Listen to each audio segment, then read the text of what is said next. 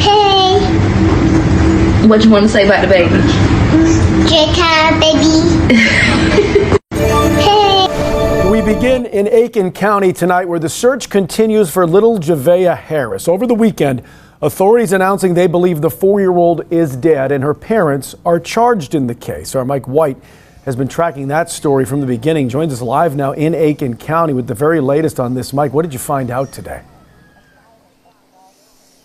Yeah, Brian, as you see right behind me here is the memorial outside of Javeayah's home. It's piling up with Minnie Mouse balloons, stuffed animals, and candles and flowers to pay their respects to the 4-year-old. Now, I spoke to some people in the area this afternoon. Some say that they never saw the family, and those who did tell me that they saw them say that it's been a month or so since they last saw the family. Now, the search has extended into Fairfield County after authorities said on Saturday that the information they have leads them to believe that Harris is dead.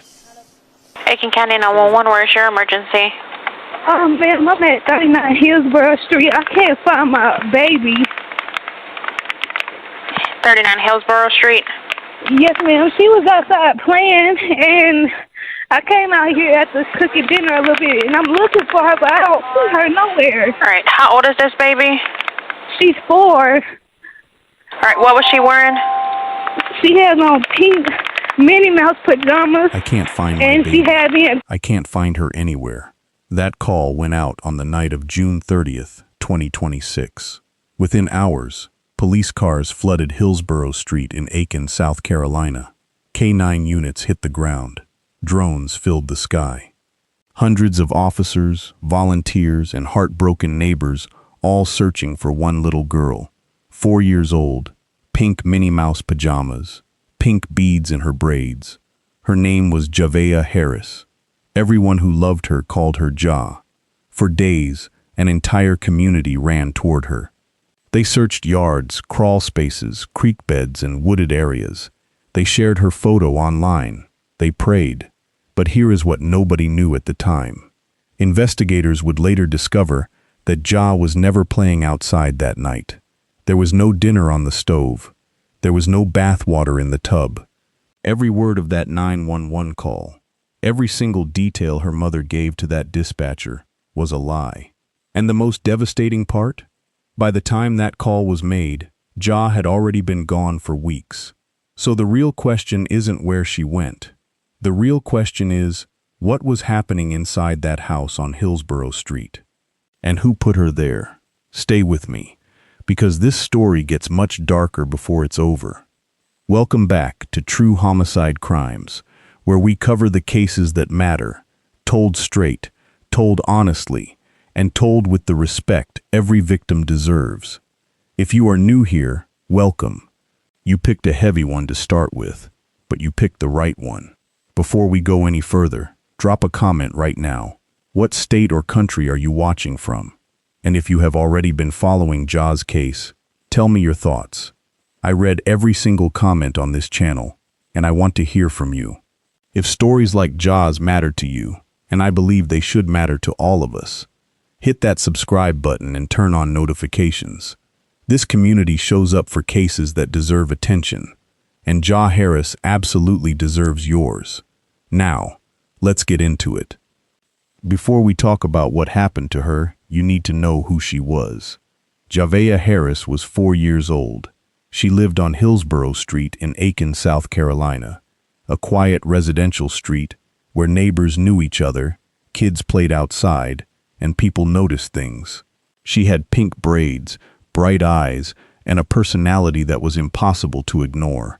Neighbors remember seeing her out on the porch playing with a little puppy, just being a kid, happy, alive, present. Her mother would later describe her, during that 911 call, as very smart, very talkative, and great at having conversations. And the painful irony of that moment is this. Those words were probably the most truthful things said during that entire call. Because the people who knew Ja, even briefly, would tell you the same thing. She was the kind of child you noticed, the kind of child you remembered. She lived in that Hillsborough Street home with her mother, Mickey Monique Herring, 22. and her father, Javeayah Harris, 23. 2 young parents, a small child, a house that, from the outside, looked like any other on the block. But here is where things start to feel wrong. When reporters went back to that neighborhood after the arrests and spoke to people who lived nearby, across the street, next door, they all said the same thing. Yes, they had seen Ja at that house. She had been around. But they had not seen her in 1 to 2 months before her mother ever called 911 to report her missing. 1 to 2 months. That little girl had been gone from the eyes of the world for weeks, and not a single alarm had been raised. Not one. That is the silence this story lives inside. It was a Tuesday evening, June 30th, 2026. To anyone listening from the outside, it sounded like any other summer night in Aiken. And then a phone call changed everything. At 8:43 p.m., Michelle Herring dialed 911, and what came out of her mouth was 5 minutes of the most convincing fiction you will ever hear on an emergency line. She told the dispatcher that Ja had been playing outside while she cooked dinner. She said the bathwater was already in the tub, waiting.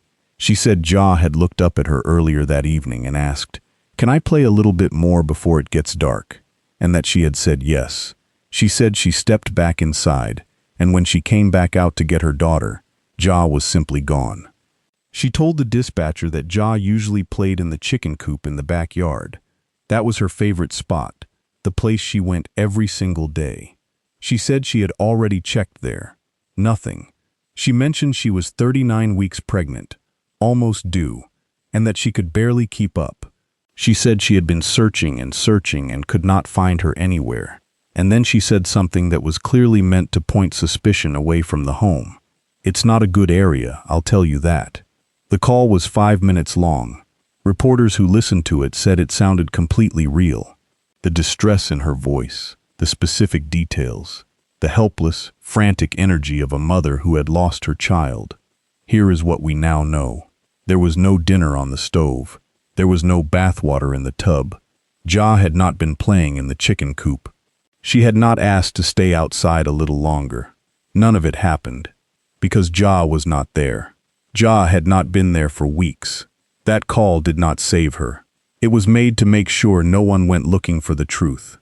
That 911 call hit Aiken like a match dropped on dry wood. Within hours, the response was massive. The Aiken County Sheriff's Office was on the ground. SLED, the South Carolina Law Enforcement Division, was called in. The FBI got involved. K-9 units swept the area, noses to the ground. Drones hummed overhead. Helicopters cut across the sky. Hundreds of law enforcement officers and first responders flooded the neighborhood, working through the night and into the following days. And then the community showed up too. Neighbors who had never met each other were knocking on doors, checking yards and pulling open shed doors. One man told reporters he had crawled all the way up under the Harris home himself, going through a hole in the foundation, just to make sure Ja wasn't in there. People checked crawl spaces, searched wooded areas, and walked creek banks, all for a little girl they had seen playing with a puppy on the porch just months before. On social media, the post spread fast. A reporter's words cut through every feed. "Please stop and look at this child's face."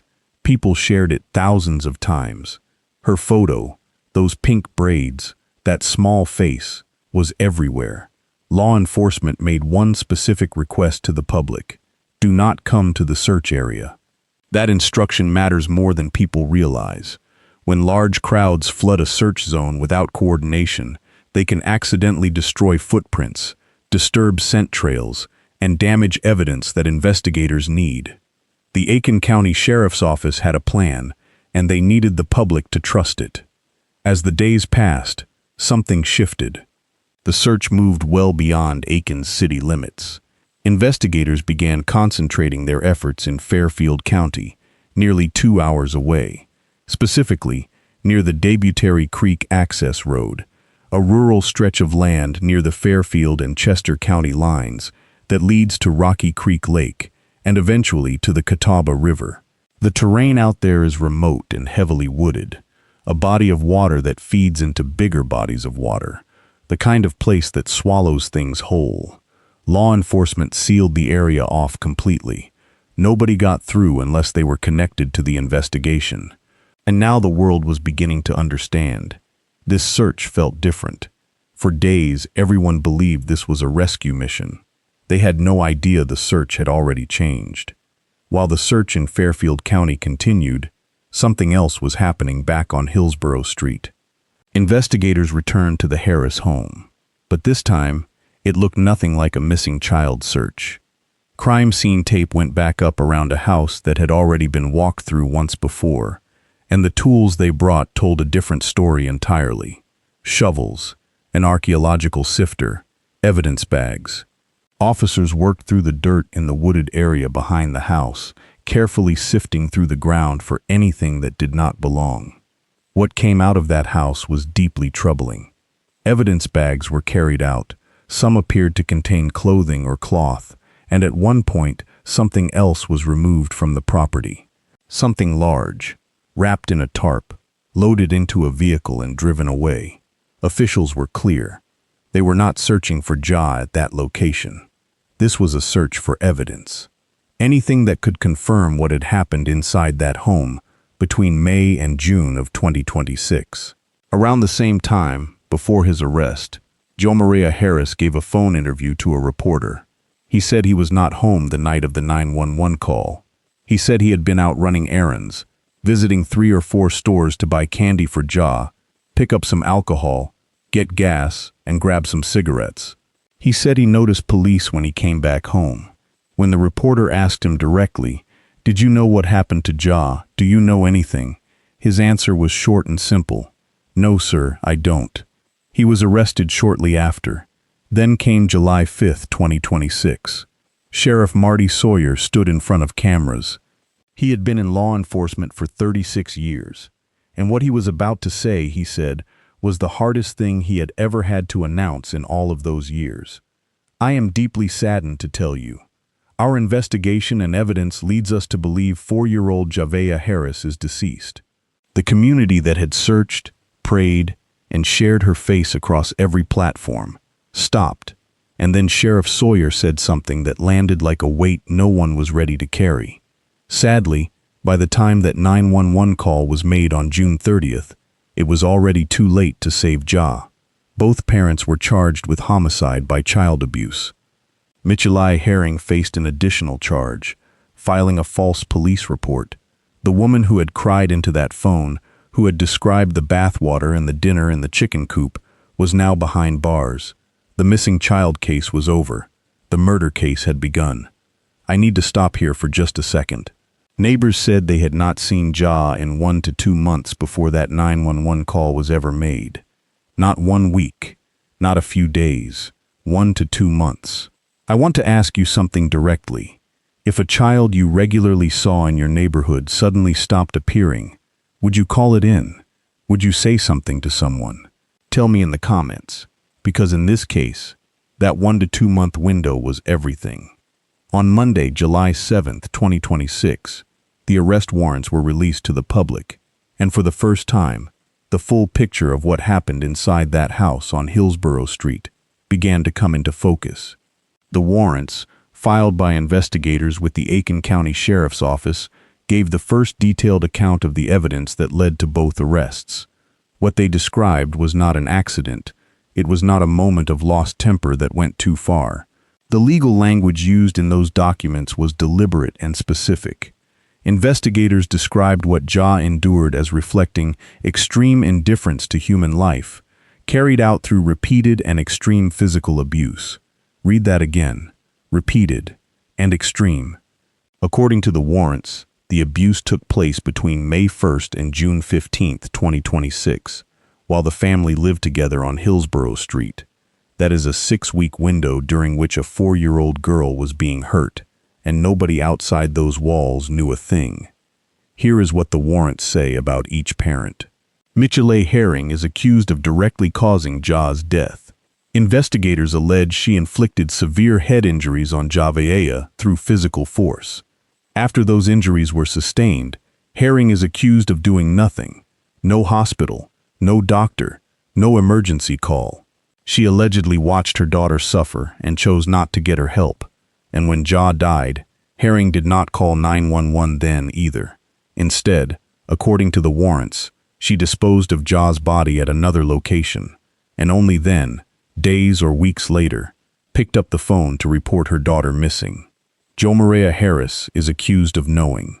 The warrants allege he was aware that Ja had been physically abused and that she had sustained injuries, and like Herring, he is accused of failing to get her medical care. His charge is rooted in that failure, in what he knew and what he chose not to do. Critically, investigators say both parents confessed. Those confessions were cited directly as part of the probable cause used to support the homicide by child abuse charges against them both. The warrant filed for the false report charge against Herring was equally revealing. Through evidence gathered and interviews conducted, investigators determined that Ja had never been abducted. She had never wandered off. There was no stranger. The entire story Herring told that dispatcher on June 30th was built from nothing, and according to the warrant, Herring herself admitted that she had already disposed of Ja's body before she ever made that call. She called 911 to report a missing child she already knew was gone, a child she had already moved, a child she had already left somewhere 2 hours from home. As of the latest reporting, the search in Fairfield County was still ongoing. Ja's remains had not yet been officially recovered. It is important to say clearly, the allegations contained in these warrants have not been tested in court. Both Mitchell A. Herring and Javeayah Harris are presumed innocent, unless and until proven guilty in a court of law. What the warrants represent is the case investigators believe they have, not a verdict. But the facts as laid out leave very little room for comfort. Between May 1st and June 15th, 2026, inside a house on Hillsborough Street in Aiken, South Carolina, a 4-year-old girl was failed by every single person who was supposed to love her. On Sunday night, Aiken showed up. Downtown filled with people, dozens of them, standing together in the dark, holding candles, singing. Some of them were crying. Some of them stood in silence. All of them were there for a little girl most of them had never met, never spoken to, never even seen in person. Outside the Harris home on Hillsborough Street, a memorial had begun to grow. Stuffed animals, balloons, fresh flowers, left by strangers who had seen her photo online and felt something break inside them. People who had never set foot on that street drove across town just to leave something at that fence. Just to say, "We see you, Ja. We are not going to pretend you didn't exist." The community voices caught on camera that night said everything. Knowing that this little girl, 4 years old, unable to defend herself, I felt like that was my child. She was so pretty. This is so hard. To Ja's extended family, you guys, I am so sorry. Ja was a beautiful little girl. Your community here in Aiken loves her, and we are praying for every single one of you. And then there were the family members. Some of Ja's extended family had driven out to the Fairfield County search site after Sheriff Sawyer's announcement. Several of them found out through social media. Not a phone call, not a knock on the door. A post. They arrived at that rural road with tears in their eyes, looking for answers that nobody could give them yet. This was a community that showed up for a little girl they had never met. Because some things go beyond knowing someone personally. Because when a 4-year-old in pink Minnie Mouse pajamas is taken from this world, the only right response is to refuse to look away. Ja deserved to be fought for, and Aiken made sure she was. Before we close, I want to talk about what this case is actually telling us. Because if we walk away from Ja's story without asking the harder questions, then we have missed the most important part. First, the neighbor effect. Neighbors confirmed they had not seen Ja for 1 to 2 months before that 911 call. That gap was the entire window in which she was being hurt and ultimately killed. If you regularly see a child outside, playing, walking to school, sitting on a porch, and that child suddenly stops appearing, that is worth a phone call to local authorities. A simple welfare check. It costs you nothing. It could save everything. Second, knowing the warning signs. A child who stops being seen in public, unexplained injuries, a kid who used to be lively and social who suddenly goes quiet. These are not small things to brush off. They are flags. And in cases like this one, those flags appear long before anyone ever dials 911. Third, reporting suspected abuse. In most states across America, teachers, doctors, and child care workers are legally required to report suspected abuse. But that legal obligation does not cover everyone, and it should not have to. If something about a child's situation feels wrong to you, report it. You do not need proof. You do not need to be certain. That is not your job. Your job is simply to make the call and let trained investigators take it from there. You could be the only person who does. Fourth, when the story does not add up. This case showed the world exactly how a false report can redirect hundreds of officers, consume weeks of resources, and delay justice for a child who needed it, long before anyone knew to look. The lesson here is straightforward. When something feels off about a story, especially one involving a missing child, investigators must follow the evidence, not just the narrative. And communities must be willing to ask uncomfortable questions, even when the answers are painful. Ja's case did not have to end the way it did. That is the hardest truth of all.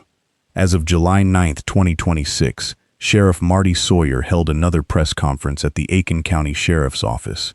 The search for Ja's remains was still ongoing. Investigators were still out there, working, because they made a promise. They were not going to stop until they brought her home. Javeayah Harris was 4 years old. She had pink braids and a Minnie Mouse smile, and a voice that people remembered long after they heard it. She was loved by a community that never gave up on her, even when the people closest to her did. Rest easy, Yaya. Aiken is not done fighting, and neither are we. If this story moved you, share it, not for the views, for Ja. The more people who know her name, the more people who will care about what happens inside that courtroom. If you are new here, subscribe and hit the notification bell so you do not miss our follow-up video. We will be covering the July 9th press conference and every new development in the search for Ja's remains as soon as the information comes in. Because when this channel gets answers, you will get them too.